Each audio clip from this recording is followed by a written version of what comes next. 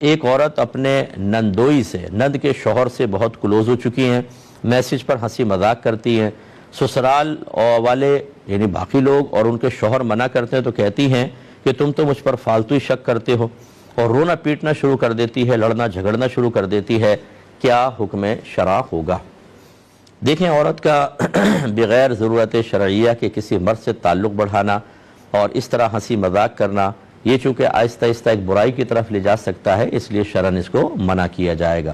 اور ہر کوئی کنٹرول نہیں کر پاتا کہ وہ یہ کہے کہ جی میں تو ایک لمٹ تک رہوں گا، اس کے بعد نہیں، یا رہوں گی اس کے بعد نہیں۔ جب یہاں تک نہیں رہے تو اس سے آگے بھی اپنے آپ کو کنٹرول کرنا انتہائی مشکل ہے۔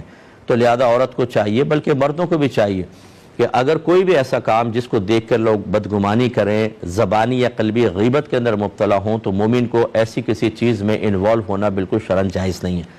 لہذا اس عورت کا اس طرح ہنسی مذاق کرنا، میسج کرنا یا کال پر بات کرنا، یہ خود ظاہری دلیل ہے کہ چاہے آپ کا کوئی مسئلہ ہے نہیں ہے، جب اس کو معیوب سمجھا جاتا ہے، گھر میں منع کیا جا رہا ہے، تو کیوں کر رہی ہیں؟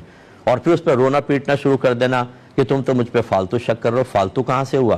فالتو تو تب ہوتا کہ آپ نمازی، پرہیزگار ہوتی، بالکل غیر مردوں سے بات نہ کرتی، تہجد گزار ہوتی، بالکل نیک پارسا ہوتی، پھر کوئی کہتے تو یہ جملہ کہتے ہوئے بھی اچھا لگتا ہے کہ تم فالتو میں مجھ پہ شک کر رہے ہو۔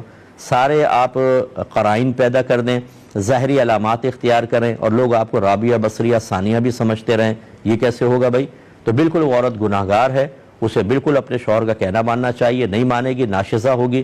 اور اس کے ساتھ ساتھ نندوئی کی بھی تو پکڑ کریں کہ وہ دوسروں کی عورتوں کے ساتھ، دوسروں کی بیویوں کے ساتھ اگر باتیں کر رہا ہے تو ایک اس کو عورت کو ہی کیوں، اسے بھی پکڑے نا۔ اور جو نند ہے وہ اپنے شوہر کو کیوں نہیں روکتی کہ تم کیوں کر رہے ہو اور کیا کر رہے ہو؟ اس لیے دونوں جانب سے قصور ہے۔ بہرحال اس طرح عورت کا کہنا بالکل شرعاً غلط ہے، اسے اپنی حرکات سے باز آنا چاہیے۔